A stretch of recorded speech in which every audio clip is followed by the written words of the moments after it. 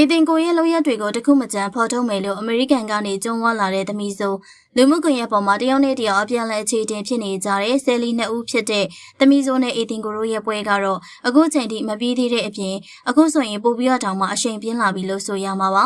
ပရိသတ်တွေသိကြတဲ့အတိုင်းပဲသမီးဆိုမြန်မာပြည်ကိုဖျားဖူးလာချိန်မှာအေတင်ကိုကတရားစွဲဆိုခဲ့လို့ဖမ်းဆီးခံခဲ့ရပါတယ်အေတင်ကိုဘက်ကတောင်းပန်ရင်ကြည်အေးပေးမယ်လို့ကန့်လန့်ခဲ့ပေမဲ့သမီးဆိုးကတော့လုံးဝအရှုံးမပေးဘဲအချင်းချခံဖို့ကိုသာရဲရဲဝံ့ဝံ့ရွေးချယ်ခဲ့သူပါ။ဒါပေမဲ့သူမကအမေရိကန်နိုင်ငံသားဖြစ်နေတဲ့အတွက်နိုင်ငံသားတွေကိုကောက်ွယ်ပေးတဲ့ဥပဒေအရ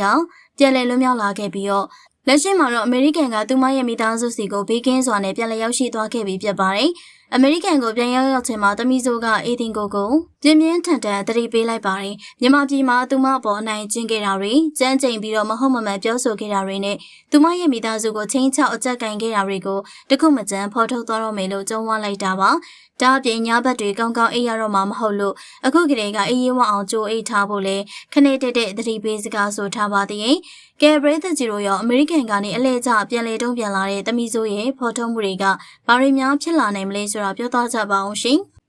မန်းရွှေဆက်တော်မှာဒီဂျီတွေနဲ့တောက်စားမှုယိုကနေလို့လူပြောများနေတဲ့အမျိုးသမီးများအခုဆိုရင်တော့ဆိုရှယ်မီဒီယာပေါ်မှာအတော်လေးကြီးရိုက်ပြီးတော့လူပြောများနေတဲ့ကိစ္စတခုကတော့မြန်မာပြည်အနှံ့ကဗုဒ္ဓဘာသာဝင်တွေအထွတ်မြတ်ထားရမကွေးတိုင်းမန်းရွှေဆက်တော်ဖျားပွဲကြီးရဲ့ရင်လေးစရာအခြေအနေတွေပဲဖြစ်ပါတယ်။မြတ်စွာဘုရားရှင်ရဲ့ခြေတော်ရာကိုဖူးမြော်ပေါ်လာကြတဲ့ဒီလိုတန်ရှင်းမွန်မြတ်တဲ့တရဏမြေဟာအခုခါမှာတော့တကယ်ကိုနိုင်ကလတ်တစ်ခုလိုတရုပ်ပြတ်နေပါပြီ။ဖျားပွဲကင်းထဲမှာနေရောညပါဒီဂျေတန်စင်အကျယ်ကြီးတွေဖွင့်ထားပြီးတော့အထူးသဖြင့်အမျိုးသမီးငယ်လေးတွေအပါအဝင်လူငယ်တချို့ကအသိစိတ်လွတ်နေတယ်လို့တောက်စားမှုယူပြီးတော့ကခုန်နေကြတာကမြမယဉ်ကျေးမှုနဲ့ရောဖျားပွဲရဲ့အနှစ်သာရနဲ့ပါလုံးဝကိုစန့်ကျင်ဘက်ဖြစ်နေပါတယ်။ဒီလိုအလွန်ကျော်တောက်စားမှုတွေနဲ့တားမြစ်ထားတဲ့အရာတွေသုံးဆွဲမှုကြောင့်ခက်ရန်ဖြစ်ပွားမှုတွေမကြာခဏကြုံနေရတယ်လို့တကယ်ကိုတရားတရားနဲ့လာတဲ့ဖျားဖို့တွေအတွက်တော့အတော်လေးစိတ်နှောက်ယှက်ဖြစ်ရပါတယ်။တရဏပြည်မှာအခုလိုမျိုးကခုန်နေကြတဲ့အမျိုးသမီးတွေနဲ့လူငယ်တွေရဲ့လောက်ရပေါ်မှာပြည်သက်ကြီးတော့ဘလို့မြင်ကြလဲ